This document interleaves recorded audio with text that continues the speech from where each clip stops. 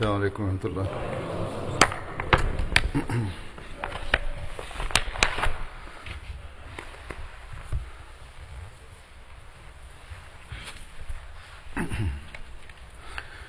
أشهد أن لا إله إلا الله وحده لا شريك له وأشهد أن محمدا عبده ورسوله أما بعد فأعوذ بالله من الشيطان الرجيم بسم الله الرحمن الرحيم الحمد لله رب العالمين الرحمن الرحيم مالك يوم الدين إياك نعبد وإياك نستعين اهدنا الصراط المستقيم صراط الذين أنعمت عليهم غير المغضوب عليهم ولا الضالين.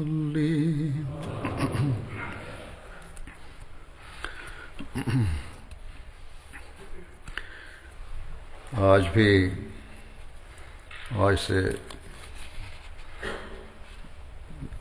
دوبارہ بدری صحابہ کا ذکر شروع کروں گا. آج جن صحابی کا ذکر ہے صحابہ ان کا ذکر ہے ان میں سے پہلا نام ہے حضرت عبداللہ بن طارق.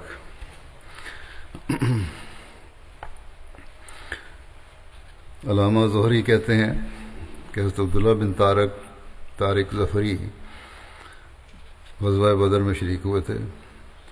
عروہ نے ان کا نام عبداللہ بن طارق بلوی لکھا ہے جو انصار کے حلیف تھے. بعض نے کہا ہے کہ حضرت عبداللہ بن طارق بلوی انصار کے قبیلہ بنو ظفر کے حلیف تھے. ابن ہشام کے مطابق آپ قبیلہ بلی میں سے تھے اور قبیلہ بنو عبد بن رضاح کے حلیف تھے. حضرت معتب رضی اللہ عنہ بن عبید حضرت عبداللہ بن طارق کے اخیافی بھائی تھے، یعنی والدہ کی طرف سے حقیقی بھائی تھے. حضرت عبداللہ بن طارق کی والدہ بنو عذرہ کی شاخ بنو کاہل سے تھیں. حضرت عبداللہ بن طارق اور حضرت معتب بن عبید غزوہ بدر اور غزوہ احد میں شامل ہوئے اور واقعہ رجیع کے دن دونوں بھائیوں کو شہادت نصیب ہوئی. حضرت عبداللہ بن طارق ان 6 صحابہ یا بعض روایات کے مطابق جس میں بخاری کی روایت بھی شامل ہے ان کی تعداد 10 بتائی جاتی ہے. ان میں شامل تھے جنہیں رسول اللہ صلی اللہ علیہ وسلم نے 3 ہجری کے آخر میں قبیلہ ازل اور قارہ کے چند آدمیوں کے پاس بھیجا تھا تاکہ وہ انہیں دین کے بارے میں کچھ سمجھ بوجھ دیں اور انہیں قرآن کریم اور اسلامی شریعت کی تعلیم دیں. جب یہ لوگ مقام رجیع تک پہنچے جو حجاز میں ایک چشمہ ہے جو قبیلہ حذیل کی ملکیت تھا، تو اس پر قبیلہ حذیل کے لوگوں نے سرکشی اختیار کرتے ہوئے ان صحابہ کا محاصرہ کیا اور بغاوت کرتے ہوئے ان سے قتال کیا، جنگ کی. ان میں سے 7 صحابہ کے نام یہ ہیں: حضرت عاصم بن ثابت، حضرت مرثد بن ابو مرثد، حضرت خبیب بن عدی، حضرت خالد بن بکیر، حضرت زید بن دسنہ، حضرت عبداللہ بن طارق اور حضرت معتب بن عبید. ان میں سے حضرت مرثد، حضرت خالد اور حضرت عاصم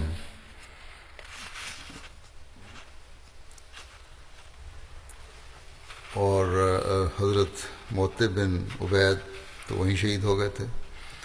حضرت خبیب اور حضرت عبداللہ بن طارق اور حضرت زید نے ہتھیار ڈال دیے تو کافروں نے انہیں قید کر لیا اور ان کو مکہ کی طرف لے کر چلنے لگے. جب وہ لوگ مقام زہران مکہ سے 5 میل کے فاصلے پر ایک وادی ہے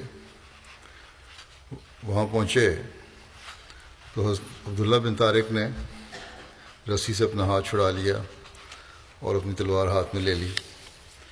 یہ کیفیت دیکھ کر مشرکین ان سے پیچھے ہٹ گئے اور آپ کو پتھروں سے مارنا شروع کر دیا یہاں تک کہ آپ شہید ہو گئے اور آپ کی قبر زہران میں ہے. واقعہ رجی ہجرت کے بعد 36ویں مہینے میں جو سفر کا مہینہ ہے اس میں ہوا. حضرت حسان اپنے اشعار میں ان اصحاب کا تذکرہ کرتے ہوئے بیان کرتے ہیں کہ وابن الدسنا وابن طارقن منہم وافاہ سماہ امامہ المکتوب. پھر یہ جو شعر ہیں نظم ہے اس کا پہلا شعر یہ ہے صلی الالہ علی الذین تتابعوا یوم الرجیع فاکرموا واصیبوا. پہلے تو یہ شعر کا ترجمہ یہ ہے کہ حضرت ابن دسنا اور حضرت ابن طارق ان میں سے تھے وہی موت ان سے جا ملی جہاں وہ ان کے لیے مقدر تھی. اور پھر جو پہلا شعر تھا اس کا ان کی نظم کا اس میں وہ کہتے ہیں کہ خدائے معبود نے ان پر رحمت نازل کی جو غزوہ رجی کے دن پے در پے شہید ہوئے بس انہیں اعزاز بخشا گیا اور انہیں ثواب دیا گیا. واقعہ رجی کے بارے میں پہلے کچھ صحابہ کے واقعات میں بھی میں بیان کر چکا ہوں. کچھ تو یہ بیان ہو گیا یہاں بھی. اس کا مزید خلاصہ جو مرزا بشیر احمد صاحب نے لکھا ہے جو تفصیل لکھی ہے تو خلاصہ بیان کرتا ہوں کہ آن حضرت صلی اللہ علیہ وسلم کو چاروں طرف سے بڑی خوفناک خبریں آ رہی تھیں کفار کے حملوں کی ان کے منصوبوں کی. اور جنگ احد کی وجہ سے کفار جو تھے وہ بڑے دلیر بھی ہو رہے تھے شوخ بھی ہو رہے تھے اور ان کی خطرہ بہت زیادہ محسوس ہو رہا تھا. اس بات پر آن حضرت صلی اللہ علیہ وسلم نے سفر جو مہینہ ہے اسلامی اس کے 4 ہجری میں اپنے 10 صحابیوں کی پارٹی تیار کی اور ان پر عاصم بن ثابت کو امیر مقرر فرمایا اور ان کو یہ حکم دیا کہ وہ خفیہ مکہ کے قریب جا کر قریش کے حالات دریافت کریں دیکھیں کہ ان کی کیا ارادے ہیں اور ان کی کارروائیوں اور ارادوں سے پھر آپ کو اطلاع دیں. لیکن ابھی یہ پارٹی روانہ نہیں ہوئی تھی تو قبائل ازل اور کارا کے چند لوگ آپ کی خدمت میں حاضر ہوئے اور عرض کیا کہ ہمارے قبائل میں بہت سے آدمی اسلام کی طرف مائل ہیں اور ہمارے ساتھ آپ چند آدمی روانہ کریں جو ہمیں اسلام کے بارے میں بتائیں اور اسلام کی تعلیم دیں تاکہ ہم مسلمان ہوں.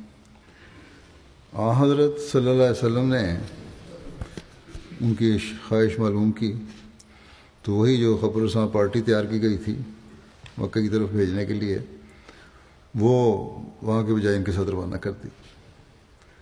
لیکن جیسا کہ ثابت ہوا کہ لوگ جھوٹے تھے اور بنو لحیان کے بھڑکانے پر مدینہ آئے تھے ان کے کہنے پر مدینہ آئے تھے جنہوں نے اپنے رئیس سفیان بن خالد کے قتل کا بدلہ لینے کے لیے یہ چال چلی تھی کہ اس بہانہ سے مسلمان کچھ مدینے سے نکلیں تو ان پر حملہ کر دیا جائے. اور بنو لحیان نے اس خدمت کے لیے معاوضے میں ازل اور کارا کے لوگوں کے لیے بہت سے اونٹ انعام کے طور مقرر کیے تھے. جب ازل اور کارا کے یہ غدار لوگ عثمان اور مکے کے درمیان پہنچے تو انہوں نے بنو لیحان کو خفیہ اطلاع بھجوا دی کہ مسلمان ہمارے ساتھ آ رہے ہیں، تم آ جاؤ بدلہ لینے کے لیے، جس پر قبیلہ بنو لیحان کے 200 نوجوان، جن میں سے 100 تیر انداز تھے، مسلمانوں کے تعاقب میں نکلے، یعنی ان کے بلانے پہ آ گئے وہاں، اور مقام رجی میں وہاں ان کا آمنے سامنے مقابلہ ہو گیا۔ 10 آدمی تھے مسلمان، بعض روایت میں 7 ہے۔ تو یہ لوگ 200 سپاہیوں کا، 200 کفار کے پوری طرح ہتھیاروں سے لیس لوگوں کا مقابلہ کیا کر سکتے تھے، لیکن مسلمان اللہ تعالیٰ کے فضل سے ایمانی جوش تھا ان میں، اور ہتھیار ڈالنا تو ان کی سرشت میں نہیں تھا۔ یہ لوگ فوری طور پر انہوں نے یہ حکمت عملی کی کہ ایک قریبی ٹیلے پہ چڑھ گئے تاکہ مقابلے کے لیے تیار ہو جائیں۔ کفار نے، جن کے نزدیک دھوکہ دینا کوئی ایسی معیوب بات نہیں تھی، ان کو آواز دی کہ تم پہاڑی پر سے نیچے اتر آؤ، ہم تمہارے سے بڑا پختہ عہد کرتے ہیں کہ تمہیں قتل نہیں کریں گے۔ عاصم نے جواب دیا کہ ہمیں تمہارے یہ جو عہد و پیمان ہیں ان پہ کوئی اعتبار نہیں ہے، ہم تمہاری اس ذمہ داری پر نہیں اتر سکتے۔ اور پھر انہوں نے، حضرت عاصم نے آسمان کی طرف منہ اٹھا کر کہا کہ اے خدا، تو ہماری حالت کو دیکھ رہا ہے، اپنے رسول کو ہماری اس حالت سے اطلاع پہنچا دے۔ بہرحال عاصم اور اس کے ساتھیوں نے مقابلہ کیا اور بالآخر لڑتے لڑتے شہید ہو گئے۔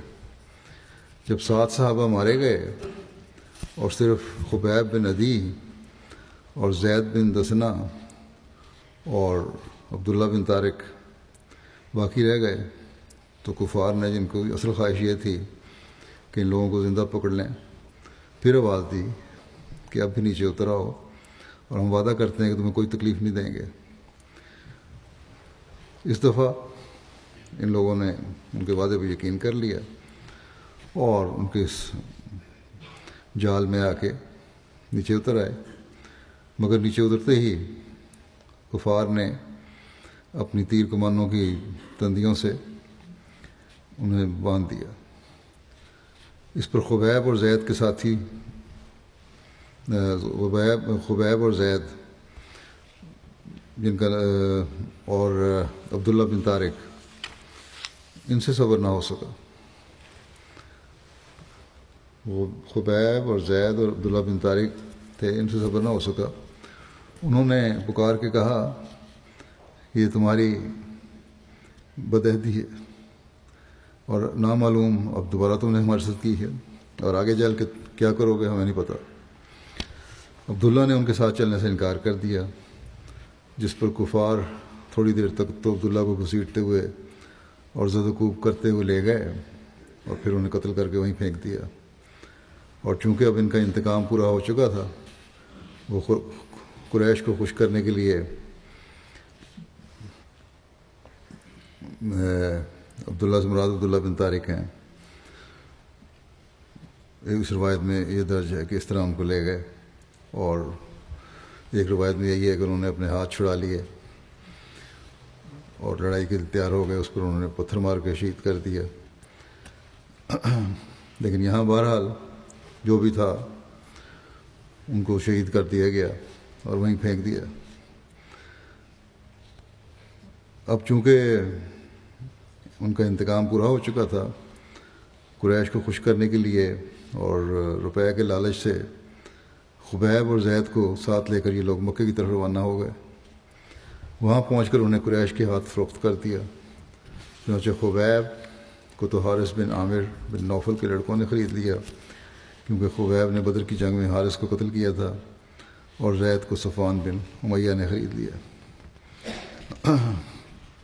یہ حضرت خبیب ہی ہیں جن کے بارے میں یہ بھی روایت ہے کہ جب یہ قید میں تھے تو ایک بچہ کھیلتا ہوا ان کے پاس آ گیا، ان کافروں کا جس گھر میں یہ تھے، اور خبیب نے اس کو اپنی گود میں بٹھا لیا. اس پر اس کی ماں بڑی پریشان تھی. تو حضرت خبیب نے اسے کہا کہ پریشان نہ ہو، اس کو میں کچھ نہیں کہوں گا. حالانکہ اس وقت ان کے ہاتھ میں استرا تھا، اس استرے کی وجہ سے وہ ڈر گئی تھی ماں. تو بہرحال حضرت عبداللہ بن طارق یہ رجی کے واقعہ میں اس طرح شہید ہوئے تھے کہ انہوں نے کافروں کے ساتھ آگے جانے سے انکار کر دیا تھا اور وہیں لڑے. دوسرے صحابی جن کا ذکر ہے ان کا نام ہے حضرت عاقل بن بکیر. حضرت عاقل کا تعلق قبیلہ بنو سعد بن لیث سے تھا. حضرت عاقل کا پہلا نام غافل تھا، لیکن جب انہوں نے اسلام قبول کیا تو رسول اللہ صلی اللہ علیہ وسلم نے ان کا نام عاقل رکھ دیا. آپ کے والد کا نام تاریخ و سیرت کی زیادہ تر کتب میں بکیر آیا ہے، تاہم چند کتابوں میں ابو بکیر بھی لکھا ہے. آپ کے والد بکیر زمانہ جاہلیت میں حضرت عمر کے جد امجد نفیل بن عبد العزیٰ کے حلیف تھے. اسی طرح بکیر اور ان کے سارے بیٹے بنو نفیل کے حلیف تھے. حضرت عاقل، حضرت عامر، حضرت ایاس اور حضرت خالد یہ چاروں بھائی بکیر کے بیٹے تھے. انہوں نے اکٹھے دار ارقم میں اسلام قبول کیا اور یہ سب دار ارقم میں سب سے پہلے اسلام قبول کرنے والے تھے. حضرت عاقل، حضرت خالد، حضرت عامر اور حضرت ایاس ہجرت کے لیے مکہ سے مدینہ کی طرف روانہ ہوئے تو انہوں نے اپنے تمام مرد و زن کو اکٹھا کر کے ہجرت کی. سب عورتیں بچے وغیرہ سب اکٹھے ہجرت کی انہوں نے. یوں ان کے گھروں میں کوئی باقی نہیں رہا پیچھے مکے میں، یہاں تک کہ ان کے دروازے بند کر دیے گئے. ان سب لوگوں نے حضرت رفاعہ بن عبد المنذر کے یہاں قیام کیا مدینہ میں. رسول اللہ صلی اللہ علیہ وسلم نے حضرت عاقل اور حضرت مبشر بن عبد المنذر کے درمیان عقد مواقعات قائم فرمائی، بھائی چارہ قائم فرمایا، بھائی بھائی بنایا. آپ دونوں غزوہ بدر میں شہید ہوئے تھے. ایک قول کے مطابق رسول اللہ صلی اللہ علیہ وسلم نے حضرت عاقل اور حضرت مجزر بن زیاد کے درمیان عقد مواقعات قائم فرمایا تھا. حضرت عاقل غزوہ بدر کے روز 34 سال کی عمر میں شہید ہوئے تھے. آپ کو مالک بن زہیر جوشمی نے شہید کیا تھا. ابن اسحاق کہتے ہیں کہ ہمیں حضرت ایاس اور ان کے بھائیوں حضرت عاقل، حضرت خالد اور حضرت عامر کے علاوہ کوئی بھی 4 ایسے بھائی معلوم نہیں جو غزوہ بدر میں اکٹھے شریک ہوئے ہوں. زید بن اسلم سے مروی ہے کہ ابو بکیر کے لڑکے حضرت صلی اللہ علیہ وسلم کی خدمت میں حاضر ہوئے اور عرض کی یا رسول اللہ، ہماری بہن کا فلاں شخص کے ساتھ نکاح کر دیجیے. حضرت صلی اللہ علیہ وسلم نے فرمایا کہ بلال کے متعلق تمہارا کیا خیال ہے؟ یعنی یہ چاروں بھائی جو تھے انہوں نے، ان میں سے کچھ بھائی یا چاروں ہی عرض کے حاضر ہوئے حاصل خدمت میں اپنی بہن کے رشتے کے لیے. حضرت صلی اللہ علیہ وسلم نے حضرت بلال سے رشتے کے متعلق ان سے پوچھا. وہ لوگ دوسری مرتبہ انہیں تسلی نہیں تھی، چلے گئے. دوسری مرتبہ حضرت صلی اللہ علیہ وسلم کی خدمت میں پھر حاضر ہوئے اور عرض کی یا رسول اللہ صلی اللہ علیہ وسلم، ہماری بہن کا فلاں شخص کے ساتھ نکاح کرتے ہیں. حضرت صلی اللہ علیہ وسلم نے پھر فرمایا کہ بلال کے متعلق تمہارا کیا خیال ہے؟ اس بات پہ پھر وہ چلے گئے. پھر وہ لوگ تیسری مرتبہ حضرت صلی اللہ علیہ وسلم کی خدمت میں حاضر ہوئے اور عرض کی کہ ہماری بہن کا فلاں شخص کے ساتھ نکاح کر دیجیے.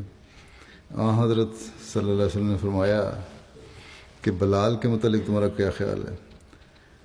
پھر اب مزید فرمایا کہ ایسے شخص کے متعلق تمہارا کیا خیال ہے جو اہل جنت میں سے ہے؟ اس پر ان لوگوں نے حضرت بلال سے اپنی بہن کا نکاح کر دیا.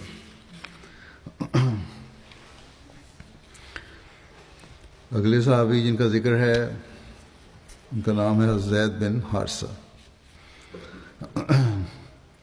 حضرت زید کے والد کا نام حارثہ بن شراحیل کے علاوہ حارثہ بن شرحبیل بھی بیان کیا جاتا ہے.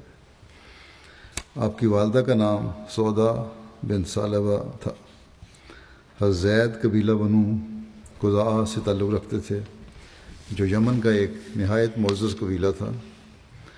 حضرت زید چھوٹی عمر کے تھے کہ ان کی والدہ انہیں لے کر میکے گئیں۔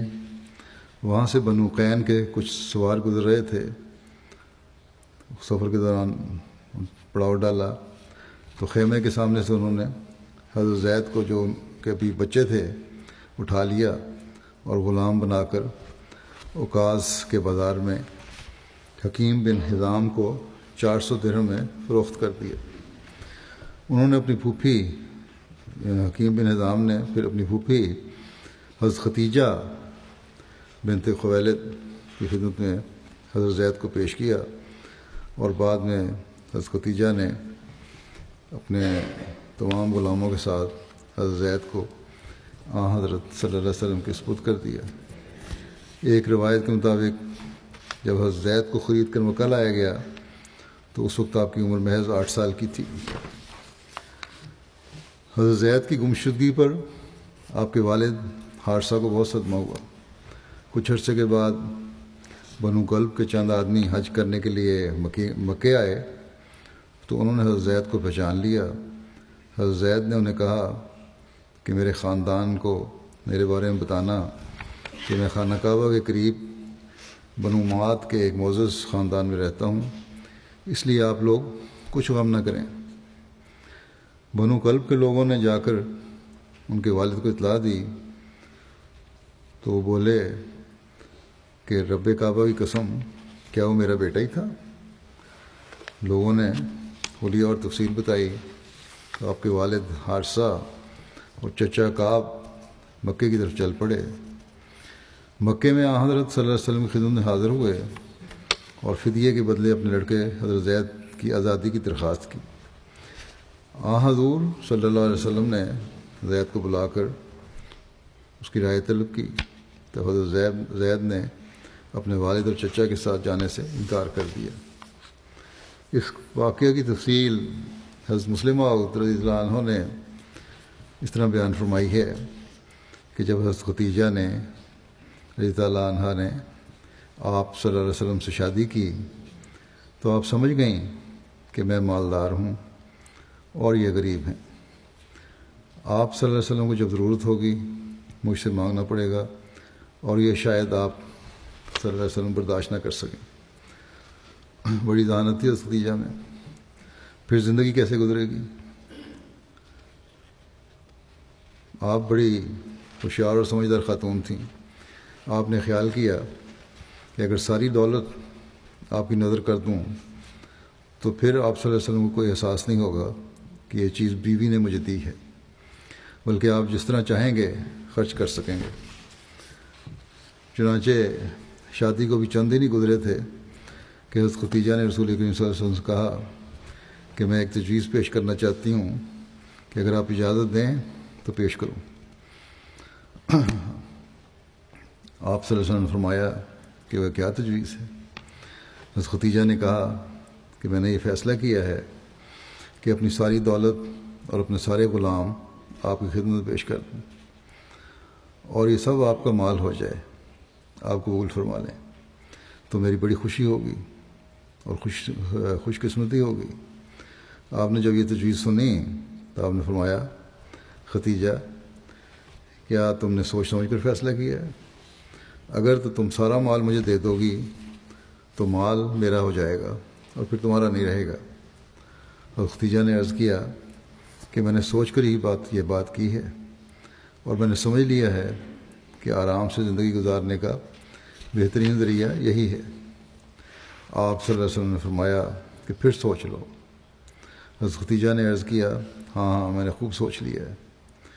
آپ صلی اللہ علیہ وسلم نے فرمایا کہ اگر تم نے سوچ لیا ہے تو سارا مال اور سارے غلام مجھے دے دیے ہیں تو میں یہ پسند نہیں کرتا کہ میرے جیسا کوئی دوسرا انسان میرا غلام کہلائے۔ میں سب سے پہلے غلاموں کو آزاد کر دوں گا۔ حضرت ختیجہ رضی اللہ عنہا نے عرض کیا کہ اب یہ آپ کا مال ہے، جس طرح آپ چاہیں کریں۔ آپ یہ سن کر بے انتہا خوش ہوئے۔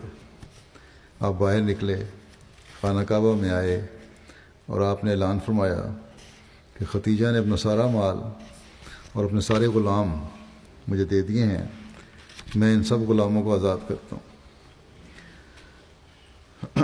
حضرت مسلم وہ لکھتے ہیں کہ آج کل اگر کسی کو مال مل جائے تو وہ کہے گا کہ چلو موٹر خرید لیں، کوٹھی بنا لیں، یورپ کی سیر کر لیں،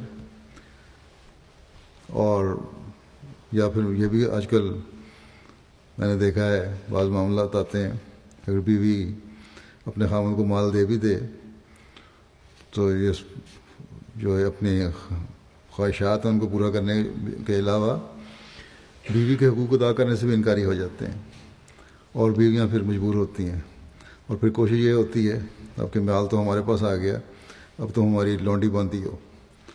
لیکن حضرت صلی اللہ علیہ وسلم کا جو مقام تھا، جو سوچ تھی، وہ یہ تھی کہ دین کی خاطر مال خرچ ہو، اللہ تعالیٰ کی خاطر مال خرچ ہو، اور انسانوں کو جو غلام بنایا جاتا ہے اس غلامی کو ختم ہو۔ بہرحال آپ کے اندر جو خواہش پیدا ہوئی تھی وہ یہ تھی کہ جو میری طرح خدا تعالیٰ کے بندے ہیں اور عقل اور دماغ رکھتے ہیں وہ غلام ہو کر کیوں رہیں؟ عرب کے لحاظ سے ہی نہیں، ساری دنیا کے لحاظ سے یہ ایک عجیب بات تھی، مگر اس عجیب بات کا آپ نے اعلان فرمایا، اور اس طرح آپ نے مال ملنے پر غیر معمولی سخا کا ثبوت دیا۔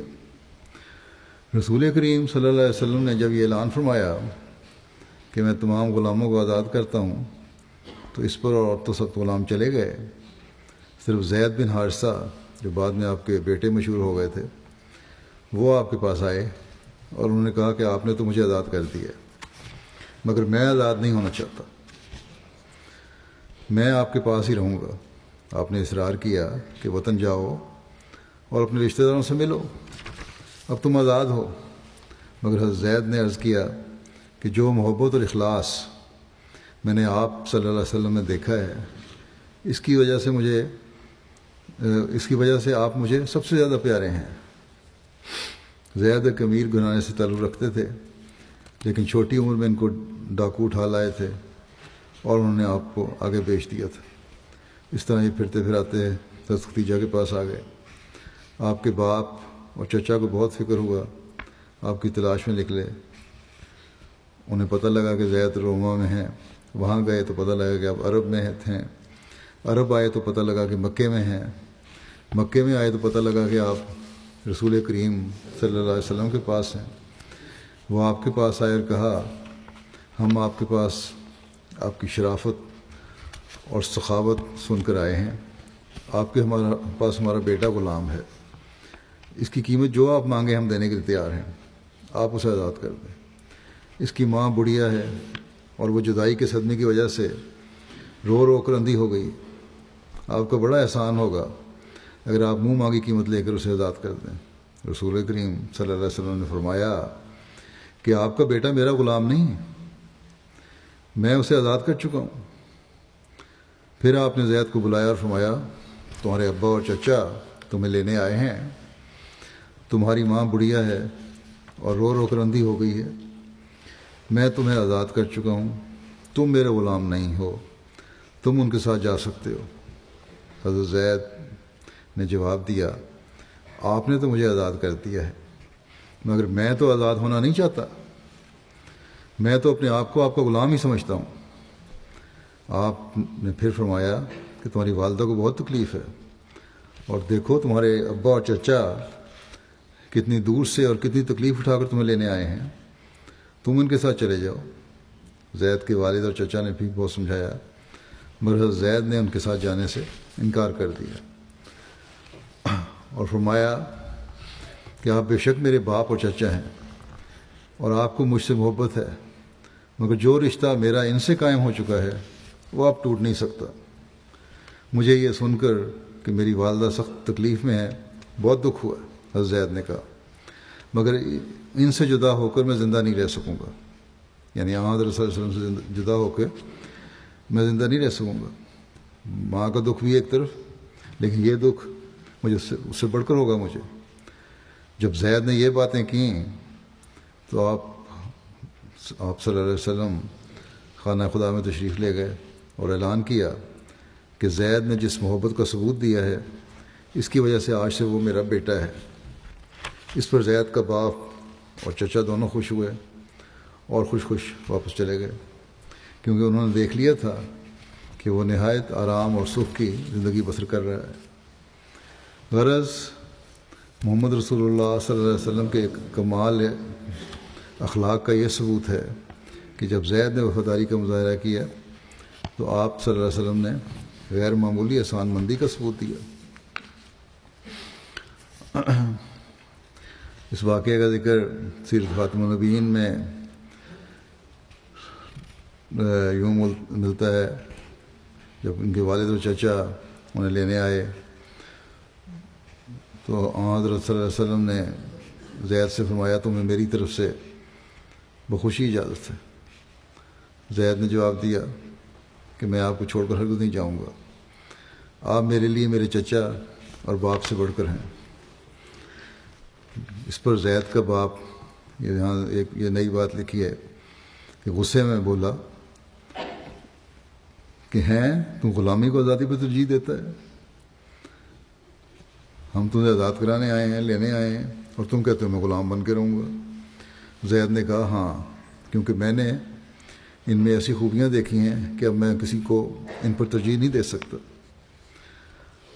حضرت صلی اللہ علیہ وسلم نے جب زید کا یہ جواب سنا تو فوراً کھڑے ہوئے اور زید کو خانہ کعبہ لے جا کر بلند آواز سے کہا کہ لوگوں گوار ہو کہ آج سے میں زید کو آزاد کرتا ہوں اور اسے اپنا بیٹا بناتا ہوں۔ گو گئے پہلے ہی آزاد تھے، لیکن وہاں لوگوں کے سامنے بھی اعلان کیا یہ میرا وارث ہوگا۔ آپ نے فرمایا کہ یہ میرا وارث ہوگا اور میں اس کا وارث ہوں گا۔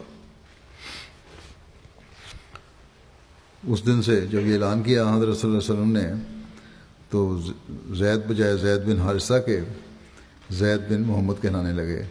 لیکن ہجرت کے بعد جب خدا تعالیٰ کی طرف سے یہ حکم اترا کہ منہ بولا بیٹا بنانا جائز نہیں ہے تو زید کو پھر زید بن حارثہ کہا جانے لگا، مگر حضرت صلی اللہ علیہ وسلم کا سلوک اور پیار اس وفادار خادم کے ساتھ وہی رہا جو پہلے دن تھا، بلکہ دن بدن ترقی کرتا گیا۔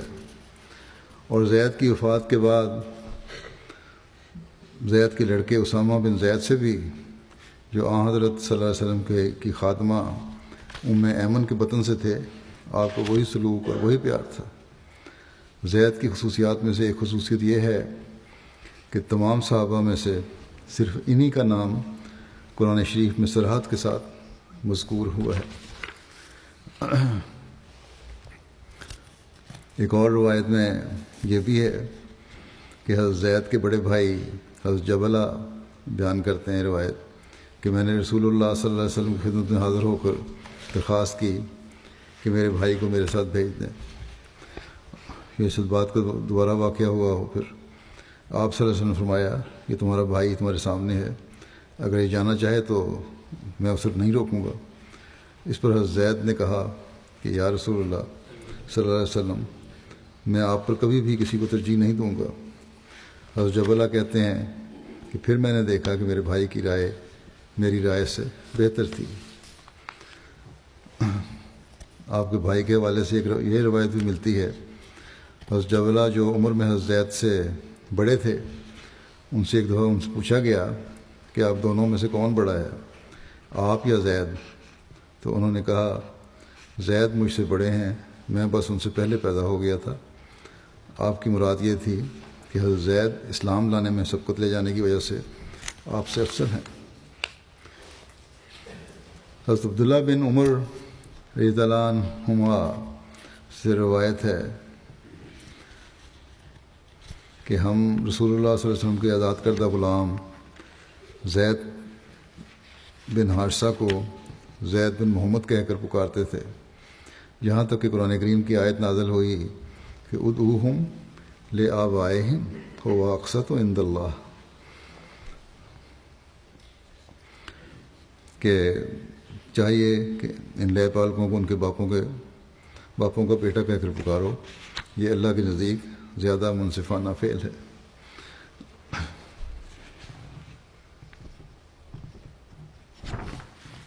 حضرت برا بیان کرتے ہیں کہ نبی کریم صلی اللہ علیہ وسلم نے حضرت زید سے فرمایا انتا اخونا و مولانا، تم ہمارے بھائی اور ہمارے دوست ہو۔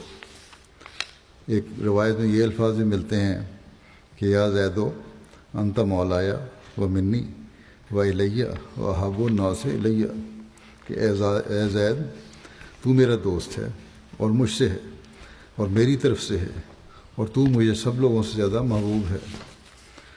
حضرت ابن عمر بیان کرتے ہیں کہ حضرت عمر رضی اللہ عنہ نے حضرت اسامہ بن زید کے لیے میرے سے زیادہ وظیفہ مقرر کیا۔ حضرت عمر کے بیٹے تھے، یہ بیان کر رہے ہیں، اسامہ جو حضرت زید کے بیٹے تھے ان کا وظیفہ جب مقرر ہوا تو میرے سے زیادہ تھا۔ اس پر میں نے پوچھا کہ زیادہ کیوں ہے؟ تو انہوں نے کہا کہ اسامہ رسول اللہ صلی اللہ علیہ وسلم کو تم سے زیادہ پیارا تھا، اور یہ اسامہ جو تھا زید کا بیٹا یہ تمہارے سے زیادہ پیارا تھا علیہ وسلم کو، اور اس کا باپ یعنی حضرت زید رسول اللہ صلی اللہ علیہ وسلم کو تمہارے باپ سے زیادہ پیارا تھا۔ حضرت عمر اپنے بارے میں کہہ رہے ہیں کہ میرے سے زیادہ پیارے تھے حضرت زید علیہ وسلم کو۔ حضرت علی سے مروی ہے کہ حضرت زید بن حارثہ جو کہ رسول اللہ صلی اللہ علیہ وسلم کے آزاد کردہ غلام تھے، مردوں میں سب سے پہلے ایمان لائے اور نماز ادا کی۔ اس بات کو بیان کرتے ہوئے حضرت مسلم نے فرمایا ہے کہ ہر طبقے کے لوگ اللہ تعالیٰ نے آپ کو عطا فرما دیے۔ عثمان، طلحہ اور زبیر مکہ کی چوٹی کے خاندانوں سے تعلق رکھتے تھے۔ اگر کوئی کہتا کہ ادنا ادنا لوگ اس کے ساتھ ہیں، اعلیٰ طبقے سے تعلق رکھنے والے کسی شخص نے ان کو قبول نہیں کیا، تو عثمان، طلحہ اور زبیر اس کا جواب دینے کے لیے موجود تھے کہ ہم اعلیٰ خاندان کے ہیں۔ اور اگر کوئی کہتا کہ چند عمراء کو اپنے گرد اکٹھا کر لیا گیا ہے، غرباء جن کی دنیا میں اکثریت ہے، انہوں نے اس مذہب کو قبول نہیں کیا، تو زید اور بلال وغیرہ اس اعتراض کا جواب دینے کے لیے موجود تھے۔ اور اگر بعض لوگ کہتے کہ یہ نوجوانوں کا کھیل ہے، نوجوان اکٹھے ہو گئے ہیں، تو لوگ ان کا یہ جواب دے سکتے تھے کہ ابو بکر رضی اللہ عنہ تو نوجوان اور ناتجربہ کار نہیں، انہوں نے کس بنا پر محمد رسول اللہ صلی اللہ علیہ وسلم کو قبول کر لیا؟ غرض وہ کسی رنگ میں دلیل پیدا کرنے کی کوشش کرتے۔ رسول کریم صلی اللہ علیہ وسلم کے ساتھیوں میں سے ہر شخص ان دلائل کو رد کرنے کے لیے ایک زندہ ثبوت کے طور پر کھڑا تھا، اور یہ اللہ تعالیٰ کا ایک بہت بڑا فضل تھا جو رسول کریم صلی اللہ علیہ وسلم کے ساتھ شامل حال تھا۔ اسی کا ذکر کرتے ہوئے فرماتا ہے کہ وہ وضعنا عنک وزرک الذی انقض ظہرک، کہ اے محمد رسول اللہ، کیا دنیا کو نظر نہیں آتا کہ جن سامانوں سے دنیا جیتا کرتی ہے وہ سارے سامان ہم نے تیرے لیے مہیا کر دیے ہیں۔ اگر دنیا قربانی کرنے والے نوجوانوں سے جیتا کرتی ہے تو وہ تیرے پاس موجود ہیں۔ اگر دنیا تجربہ کار بوڑھوں کی عقل سے ہارا کرتی ہے تو وہ تیرے پاس موجود ہیں، بڑی عمر کے لوگ۔ اگر دنیا مالدار اور بارسوخ خاندانوں کے اثر و رسوخ کی وجہ سے شکست کھاتی ہے تو تیرے پاس موجود ہیں۔ اور اگر عوام الناس کی قربانی اور فدائیت کی وجہ سے دنیا جیتا کرتی ہے تو یہ سارے غلام تیرے پیچھے بھاگے پھرتے ہیں۔ پھر یہ کس طرح ہو سکتا ہے کہ تو ہار جائے اور یہ مکے والے تیرے مقابلے میں جیت جائیں؟ پس وَوَضَعْنَا عَنْكَ وِزْرَكَ الَّذِي أَنقَضَ ظَهْرَكَ، کہ معنی یہ ہے کہ وہ بوجھ جس نے تیری کمر کو توڑ دیا تھا وہ ہم نے خود اٹھا لیا ہے۔ تو نے اس کام کی طرف نگاہ کی اور حیران ہو کر کہا کہ میں یہ کام کیوں کر کروں گا؟ خدا نے ایک دن میں ہی تجھے 5 وزیر دے دیے۔ ابو بکر کا ستون اس نے اسلام کی چھت قائم کرنے کے لیے کھڑا کر دیا، ختیجہ کا ستون اس نے اسلام کی چھت قائم کرنے کے لیے کھڑا کر دیا، علی کا ستون اس نے اسلام کی چھت قائم کرنے کے لیے کھڑا کر دیا، زید کا ستون اس نے اسلام کی چھت قائم کرنے کے لیے کھڑا کر دیا، ورقہ بن نوفل کا ستون اس نے اسلام کی چھت قائم کرنے کے لیے کھڑا کر دیا، اس طرح وہ بوجھ جو تجھ اکیلے پر تھا وہ ان سب لوگوں نے اٹھا لیا۔ حضرت مسلم موعود رضی اللہ عنہ بیان کرتے ہیں کہ 4 آدمی جن کو آپ سے بہت زیادہ تعلق کا موقع ملا تھا، وہ آپ پر ایمان لائے، یعنی ختیجہ آپ کی بیوی، علی آپ کے چچا زاد بھائی، اور زید آپ کے آزاد کردہ غلام، اور ابو بکر آپ کے دوست۔ اور ان سب کے ایمان کی دلیل اس وقت یہی تھی کہ آپ جھوٹ نہیں بول سکتے۔ یہ سب آپ کے قریبی یہ کرتے تھے۔ حضرت مرزا بشیر احمد صاحب نے حضرت زید بن حارثہ کے اسلام لانے کے بارے میں لکھا ہے کہ حضرت صلی اللہ علیہ وسلم نے جب اپنے مشن کی تبلیغ شروع کی تو سب سے پہلے ایمان لانے والی حضرت ختیجہ تھی، جنہوں نے ایک لمحہ کے لیے بھی تردد نہیں کیا۔ حضرت ختیجہ کے بعد مردوں میں سب سے پہلے ایمان لانے والے کے متعلق مورخین میں اختلاف ہے۔ بعض حضرت ابوبکر عبداللہ بن ابی قحافہ کا نام لیتے ہیں، بعض حضرت علی کا جن کی عمر اس وقت صرف 10 سال کی تھی، اور بعض حضرت صلی اللہ علیہ وسلم کے آزاد کردہ غلام حضرت زید بن حارثہ کا۔ مگر ہمارے نزدیک یہ جھگڑا فضول ہے۔ حضرت علی اور زید بن حارثہ حضرت صلی اللہ علیہ وسلم کے گھر کے آدمی تھے اور آپ کے بچوں کی طرح آپ کے ساتھ رہتے تھے۔ حضرت صلی اللہ علیہ وسلم کا فرمانا تھا اور ان کا ایمان لانا تھا، بلکہ ان کی طرف سے تو شاید کسی قولی اقرار کی بھی ضرورت نہ تھی، بس ان کا نام بیچ میں لانے کی ضرورت نہیں تھی۔ اور جو باقی رہے ان سب میں سے حضرت ابوبکر مسلمہ طور پر مقدم اور سابق بالایمان تھے، یعنی بڑی عمر کے صاحب عقل لوگوں میں سے، باشعور لوگوں میں سے تھے۔ صاحب عقل تو ماشاء اللہ وہ بچے بھی اس زمانے کے ہوا کرتے تھے، جو باشعور جس کو کہتی ہے دنیا، اس لحاظ سے، اور تجربہ کار حضرت ابوبکر تھے جو ایمان لائے مردوں میں سے۔ لیکن بہرحال یہ 4 تھے، 3 مرد اور 1 عورت جو آن وسلم پہ ایمان لائے، اور ان کا بڑا ایک مقام ہے جس نے حضرت مسلم موعود نے بیان فرمایا۔ سفر طائف میں بھی حضرت زید حضرت صلی اللہ علیہ وسلم کی معیت میں تھے۔ طائف مکہ سے جنوب مشرقی جانب تقریباً 36 میل کے فاصلے پر ایک واقعہ جگہ ہے، نہایت ہی سرسبز و شتاب علاقہ ہے جہاں بہت اعلیٰ قسم کے میوے پیدا ہوتے ہیں۔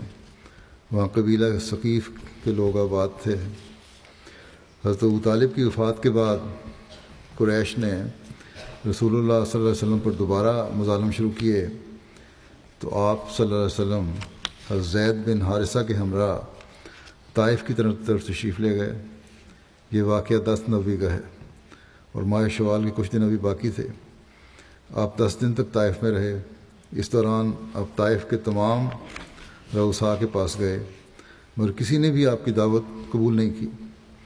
جب ان کو اندیشہ ہوا کہ ان کے نوجوان آپ کی دعوت قبول کر لیں گے، یہ فکر ضرور پیدا ہو گئی کہ کہیں نوجوان جو ہیں، عام لوگ جو ہیں، دعوت قبول نہ کر لیں اسلام کی۔ تو انہوں نے کہا کہ اے محمد صلی اللہ علیہ وسلم، ہمارے شہر سے نکل جاؤ اور وہاں جا کر رہو جہاں آپ کی دعوت قبول کی گئی ہے۔ پھر انہوں نے آوارہ لوگوں کو آپ کے خلاف بھڑکایا تو آپ کو پتھر مارنے لگے، یہاں تک کہ آپ کے دونوں قدموں سے خون بہنے لگا۔ حضرت زید بن حارثہ رسول اللہ صلی اللہ علیہ وسلم پر پھینکے جانے والے پتھروں کو کوشش کرتے تھے اپنے اوپر لینے کی، حتیٰ کہ حضرت زید کے سر پر بھی متعدد زخم آئے۔ اس کی تفصیل حضرت زید کی مزید زندگی کے جو حالات ہیں ان کی تفصیل ابھی باقی ہے، انشاءاللہ تعالیٰ آئندہ خطبے میں بیان ہوگی۔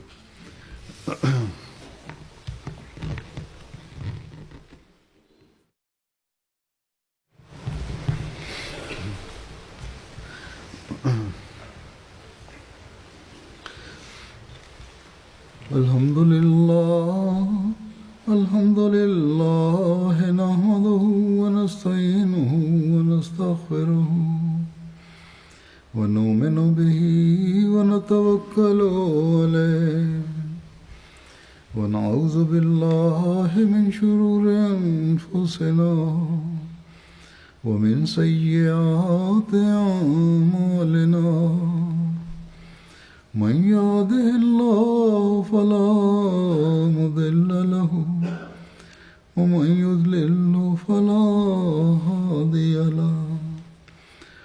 ونشهد أن لا إله إلا الله ونشهد أن محمدا عبده ورسوله